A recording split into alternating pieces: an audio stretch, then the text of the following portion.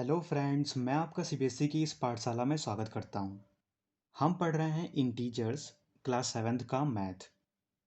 उसमें आज हम पढ़ेंगे प्रॉपर्टीज़ के बारे में, और वो भी हम पढ़ेंगे properties of integers for multiplication.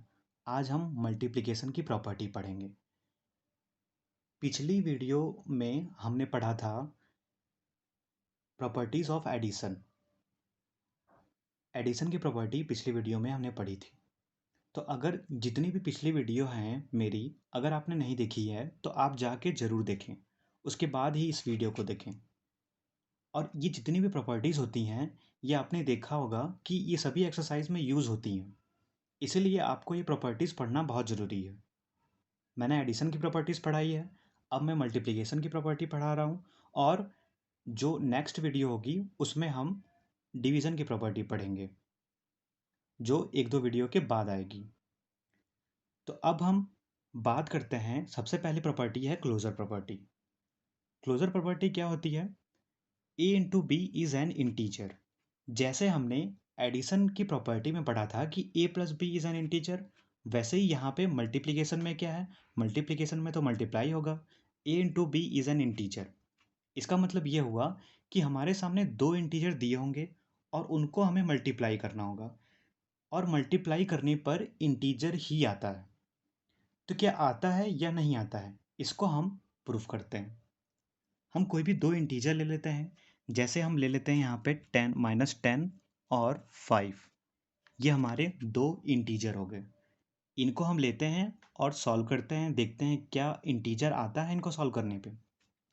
तो हमने यहाँ पे a की जगह -10 ले लिया और b की जगह हमने 5 ले लिया।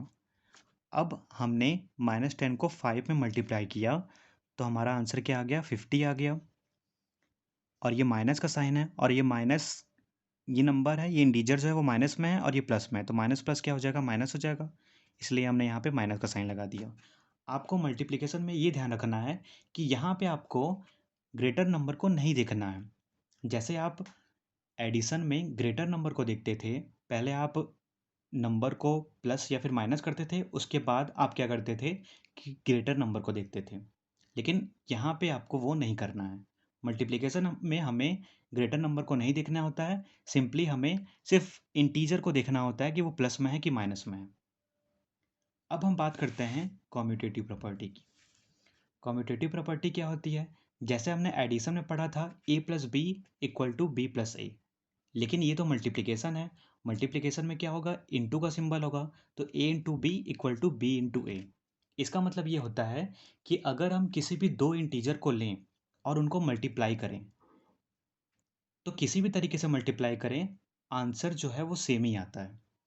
अगर हम कोई भी दो इंटीजर ले लेते हैं, हमने दो इंटीजर ले लिया 5 और -3, ये हमने दो इंटीजर ले लिए।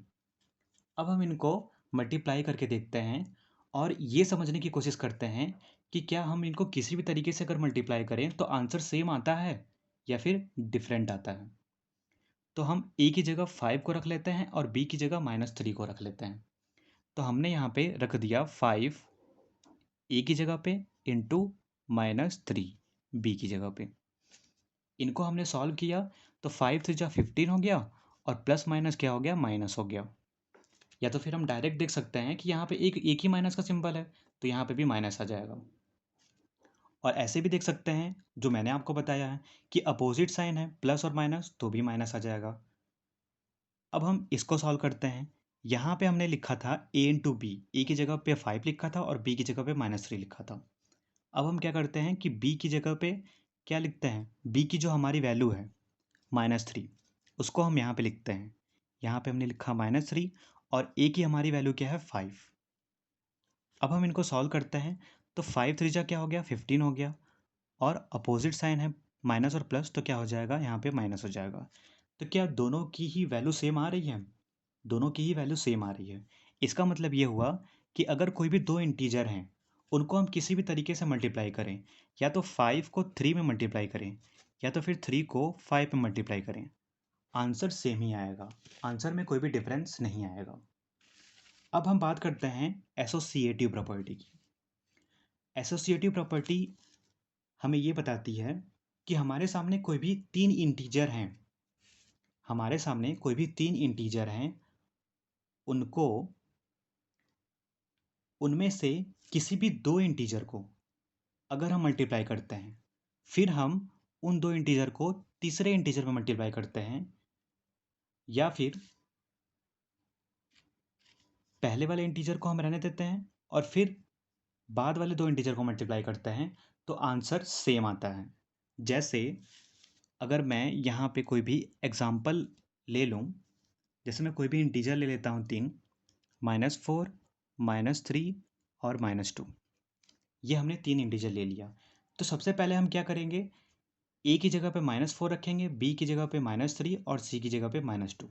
सबसे पहले हम इन दोनों का मल्टीप्लाई करेंगे, इन दोनों का, और फिर बाद में हम इन दोनों का मल्टीप्लाई करेंगे और ये देखेंगे कि क्या आंसर सेम आता है या फिर डिफरेंट आता है। जब हम दो इंटीजर को मल्टीप्लाई करेंगे तो एक इंटीजर बाहर रहेगा, दो इंटीजर ब्रैकेट में रहेंगे और एक इंटीजर बाहर रहेगा। फिर हम क्या करेंगे, पहले वाले इंटीजर को हम बाहर आने देंगे और फिर दो इंटीजर का हम मल्टीप्लाई करेंगे। चलिए देखते हैं। पहले हम क्या करेंगे कि a इंटू बी करेंगे। ए की जगह पे हम रखेंगे -4, बी की जगह पे हम रखेंगे -3। तो हमने रखा -4 इंटू -3, इनको हम बिग ब्रैकेट में कर लेते हैं, इंटू सी की जगह पे हमने रखा -2। अब हम क्या करेंगे कि ए की जगह पे, ए की हमारी वैल्यू क्या है, -4 है, तो हमने यहाँ पे -4 लिख दिया, इंटू बी की हमारी वैल्यू क्या है, -3, तो हमने यहाँ पे -3 लिख दिया, और सी की हमारी वैल्यू क्या है, -2, तो हमने यहाँ पे लिख दिया -2। अब हम इनको सॉल्व करेंगे तो 4 3 क्या हो जाएगा, 12 हो जाएगा, तो हम यहाँ पे लिख देंगे 12, और माइनस क्या हो जाएगा, प्लस हो जाएगा, सेम साइन है तो प्लस हो जाएगा, इंटू यहाँ पे क्या है, -2 है, तो हम यहाँ पे -2 लिख देंगे। अब हम इनको सॉल्व करते हैं। यहाँ पे हम लिखेंगे -4 और 3 2 क्या हो जाएगा, 6 हो जाएगा, और सेम साइन है, माइनस और माइनस क्या हो जाएगा, प्लस हो जाएगा, इसलिए यहाँ पे प्लस का सिंबल है, चाहे तो हम नहीं भी लगाएं तो भी चलेगा। अब हम यहाँ पे सिंपली मल्टीप्लाई करेंगे तो 12 2 क्या हो जाएगा, 24, और यहाँ पे माइनस का साइन है इसलिए हम यहाँ पे माइनस लगा देंगे। अपोजिट साइन है, प्लस और माइनस दो इंटीजर हैं, तो अपोजिट साइन है तो हम क्या लगाएंगे, यहाँ पे माइनस ही लगाएंगे। अब हम इनको सॉल्व करते हैं तो 6 4 क्या हो जाएगा, 24 हो जाएगा, और अपोजिट साइन के इंटीजर हैं इसलिए हम यहाँ पे क्या लगा देंगे, माइनस लगा देंगे। तो आप देख रहे हैं दोनों ही कंडीशन में आंसर सेम आ रहा है। इसका मतलब ये हुआ कि अगर हमारे सामने तीन इंटीजर दिए हुए हैं तो सबसे पहले हम क्या करें कि किसी भी दो इंटीजर का मल्टीप्लाई कर लें, चाहे हम 4 का 3 में मल्टीप्लाई करें या फिर 4 का 2 में मल्टीप्लाई करें, और जो हमारा तीसरा इंटीजर होगा वो बाहर होगा और जो हमारे दो इंटीजर होंगे वो ब्रैकेट में होंगे। ठीक है, तो एसोसिएटिव प्रॉपर्टी हमें ये बताती है। नेक्स्ट प्रॉपर्टी है हमारी मल्टीप्लिकेटिव आइडेंटिटी। मल्टीप्लिकेटिव आइडेंटिटी क्या होती है कि कोई भी हम इंटीजर ले लें ए, उनका हम 1 में मल्टीप्लाई कर दें तो हमारा वही इंटीजर आता है, वही इंटीजर आता है जो हमने 1 से मल्टीप्लाई किया था। इसीलिए 1 को हम बोलते हैं मल्टीप्लिकेटिव आइडेंटिटी ऑफ इंटीजर्स। जो 1 होता है वो मल्टीप्लिकेटिव आइडेंटिटी होती है इंटीजर्स की। जैसे हम कोई भी एक इंटीजर ले लेते हैं, एग्जाम्पल के तौर पे हमने यहाँ पे ले लिया -8। -8 का हम 1 में मल्टीप्लाई करेंगे तो क्या आएगा, -8 ही आएगा। आप इन प्रॉपर्टी को ध्यान से पढ़ें क्योंकि ये प्रॉपर्टीज़ जितनी भी हैं ये सभी एक्सरसाइज में यूज़ होती हैं। तो अगर आप इनको ध्यान से पढ़ेंगे तभी आप एक्सरसाइज में अप्लाई कर पाएंगे। किसी भी एक्सरसाइज को स्टार्ट करने से पहले हमें बेसिक चीज़ें पढ़नी होती हैं, और वो बेसिक चीज़ें क्या हैं, यही हैं। तो पहले आप प्रॉपर्टीज़ पढ़ें, उसके बाद एक्सरसाइज करें। अगर आप प्रॉपर्टीज़ पढ़ने के बाद एक्सरसाइज करेंगे तो आपको एक्सरसाइज बहुत ही आसान लगने लगेगा, बहुत ही ईजी लगने लगेगा। नेक्स्ट प्रॉपर्टी है हमारी, और वो भी लास्ट प्रॉपर्टी है, डिस्ट्रीब्यूटिव प्रॉपर्टी। डिस्ट्रीब्यूटिव प्रॉपर्टी हमने एडिशन में भी पढ़ा था और सब्ट्रैक्शन में भी पढ़ा था।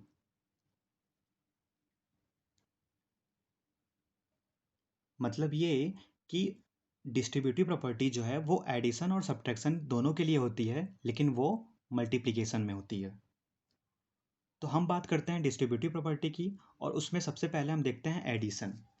अब ये एडिशन किस तरीके से अप्लाई होता है मल्टीप्लिकेशन में, उसको हम यहाँ पे समझते हैं।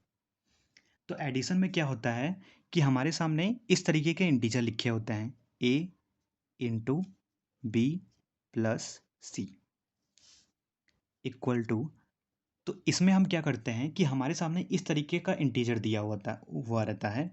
a मतलब एक इंटीजर बाहर दिया होता है, और दो इंटीजर अंदर दिए होते हैं ब्रैकेट में एडिशन करके। तो हम क्या करते हैं, a का b में मल्टीप्लाई करते हैं। तो a इंटू बी, इनको हम एक ब्रैकेट में रखते हैं।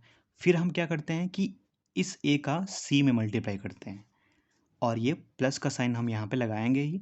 तो a का हम c में मल्टीप्लाई करेंगे तो यहाँ पे हो जाएगा a इंटू सी। यही होती है डिस्ट्रीब्यूटिव प्रॉपर्टी। डिस्ट्रीब्यूटिव प्रॉपर्टी का मतलब होता है, इसमें एक वर्ड आ रहा है डिस्ट्रीब्यूट। डिस्ट्रीब्यूट का मतलब क्या होता है, बांटना। इसका मतलब ये हुआ कि ये जो नंबर है, ये जो इंटीजर है, इनको हमें क्या करना है कि बांटना है, मीन्स मल्टीप्लाई करना है ब्रैकेट के अंदर। हम यहाँ पे कोई भी इंटीजर ले लेते हैं, कोई भी तीन इंटीजर ले लेते हैं। जैसे हमने यहाँ पे ले लिया 5, 4 और 2, ये हमने इंटीजर ले लिया। अब हम यहाँ पे वैल्यू रखते हैं ए की, बी की और सी की। ए की वैल्यू है 5, बी की वैल्यू है 4 और सी की वैल्यू है 2। तो यहाँ पे हमने लिखा 5 इंटू 4 प्लस 2 इक्वल टू, हम क्या करेंगे, इस 5 का 4 में मल्टीप्लाई करेंगे तो हो जाएगा 5 इंटू 4, प्लस फिर हम क्या करेंगे, इस 5 का इस 2 में मल्टीप्लाई करेंगे तो यहाँ पे हो जाएगा 5 इंटू 2। फिर हम यहाँ पे सॉल्व करेंगे तो यहाँ पे हो जाएगा 5 इंटू 4 और 2 क्या हो जाएगा, 6 हो जाएगा। और 5 4 जा क्या हो जाएगा, 20 हो जाएगा, प्लस 5 2 जा 10 हो जाएगा। इनको हम सॉल्व करेंगे तो 6 5 जा 30 हो गया इक्वल टू, और 20 और 10 क्या हो गया, 30 हो गया। तो आप देख रहे हैं यहाँ पे आंसर जो है वो सेम आ रहा है। तो डिस्ट्रीब्यूटिव प्रॉपर्टी में क्या होता है, या तो हम क्या करें कि एक इंटीजर हमारा बाहर है और दो इंटीजर हमारे अंदर हैं एडिशन में, हम सिंपली ऐसे सॉल्व कर लें। पहले ब्रैकेट को सॉल्व करें, फिर हमारा जो बाहर इंटीजर है उसका मल्टीप्लाई जो भी हमने सॉल्व किया है इंटीजर ब्रैकेट के उसमें कर दें। या तो फिर हम ये करें कि जो भी हमारा बाहर इंटीजर है उसका हम अंदर मल्टीप्लाई कर दें, जैसे हमने यहाँ पे किया है। बाहर वाले इंटीजर का हम अंदर मल्टीप्लाई करें और उसके बाद सॉल्व करें। तो ये दो मेथड हैं डिस्ट्रीब्यूटिव प्रॉपर्टी के। या तो हम इस तरीके से करें या तो फिर हम इस तरीके से करें, हमारे आंसर में कोई भी चेंजेस नहीं आएंगे। अब हम बात करते हैं सब्ट्रैक्शन की। नेक्स्ट है हमारा सब्ट्रैक्शन, और इसमें भी हम डिस्ट्रीब्यूटिव प्रॉपर्टी क्या यूज़ करते हैं। तो सब्ट्रैक्शन में क्या होता है, जैसे यहाँ पे ऐड था बस वैसे ही यहाँ पे सब्ट्रैक्ट हो जाता है। जैसे हम यहाँ पे लिखेंगे a इंटू बी माइनस सी। अब हम यहाँ पे क्या करेंगे, इस a का इस b में मल्टीप्लाई करेंगे, a इंटू बी हो जाएगा, और फिर यहाँ पे माइनस का साइन है तो यहाँ पे माइनस लगा देंगे। फिर इस a का c में मल्टीप्लाई करेंगे तो हो जाएगा a इंटू सी। बस जैसे यहाँ पे ऐड था वैसे ही हमें यहाँ पे सब्ट्रैक्ट करना है। यहाँ पे प्लस का सिंबल है, यहाँ पे माइनस का सिंबल है। जैसे हम यहाँ पे कोई भी तीन इंटीजर ले लेते हैं। हमने ले लिया 8, 4 और 5। ये हमने तीन इंटीजर ले लिए। a की वैल्यू है 8, b की वैल्यू है 4 और c की वैल्यू है 5। अब हम यहाँ पे रखते हैं और सॉल्व करते हैं और ये देखते हैं कि क्या हमारे आंसर सेम आ रहे हैं या फिर डिफरेंट डिफरेंट आ रहे हैं। तो a की जगह पे हमने रखा 8, b की जगह पे हमने रखा 4 और c की जगह पे हमने रखा 5, माइनस फिर यहाँ पे हमने 5 लिख दिया। अब हम क्या करेंगे, इस 8 का 4 में मल्टीप्लाई करेंगे तो यहाँ पे हो जाएगा 8 इंटू 4। फिर हम क्या करेंगे, इस 8 का हम 5 में मल्टीप्लाई करेंगे और यहाँ पे माइनस का सिंबल है, इसलिए हम यहाँ पे माइनस लगा देंगे और फिर यहाँ पे लिखेंगे 8 इंटू 5। अब हम इसे सॉल्व करेंगे, फिर हम इसे सॉल्व करेंगे। तो यहाँ पे हो जाएगा 8 और यहाँ पे आप देखिए कि 4 और 5 है। 4 जो है पॉजिटिव है, 5 जो है वो निगेटिव है। तो प्लस और माइनस क्या होता है? माइनस होता है। तो हम क्या करेंगे, 5 में से 4 को सब्ट्रैक्ट कर देंगे, तो क्या आ जाएगा? 1 आ जाएगा। और ग्रेटर नंबर हमारा 5 है, उसका जो साइन है वो माइनस है, इसलिए हम यहाँ पे माइनस लगा देंगे। अब हम इसे सॉल्व करते हैं। 8 4 जा क्या होता है? 32 और यहाँ पे माइनस हो जाएगा। 8 5 जा हो जाएगा 40। यहाँ पे 8 का 1 में मल्टीप्लाई होगा तो 8 आएगा और माइनस का साइन है, इसलिए हम यहाँ पे माइनस लगा देंगे।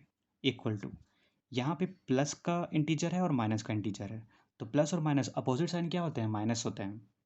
अपोजिट साइन माइनस बनाते हैं, तो हम 40 में से 32 को मल्टीप्लाई करेंगे, सॉरी 40 में से हम 32 को माइनस करेंगे, तो कितना आ जाएगा? 8। और ग्रेटर नंबर का साइन माइनस है, इसलिए हम यहाँ पे माइनस लगा देंगे। आप देख रहे हैं कि आंसर में कोई भी चेंजेस नहीं आ रहा है। इसका मतलब ये हुआ कि अगर कोई भी इंटीजर बाहर है, कोई भी इंटीजर एक बाहर है और 2 इंटीजर अंदर हैं सब्ट्रैक्शन में, तो हम क्या करें? पहले जो ब्रैकेट के इंटीजर हैं उनको सॉल्व करें, उनको सॉल्व करने के बाद जो बाहर का इंटीजर है उसमें हम मल्टीप्लाई कर दें। या तो फिर हम ये कर सकते हैं कि जो हमारा इंटीजर बाहर है उसका हम बारी बारी से अंदर मल्टीप्लाई करके उसको हम सॉल्व कर लें। तो ये थी हमारी properties of integers for multiplication. Next video मेरी आने वाली है मेक मल्टीप्लिकेशन ईजियर। उसमें मैं आपको ये बताऊंगा कि आप कैसे बहुत ही आसानी से मल्टीप्लाई कर सकते हैं। वो वीडियो आप ज़रूर देखिएगा। अगर आपको वीडियो पसंद आई हो तो लाइक, सब्सक्राइब और शेयर ज़रूर करिएगा। और कोई भी डाउट हो तो कमेंट बॉक्स में कमेंट ज़रूर करें। धन्यवाद।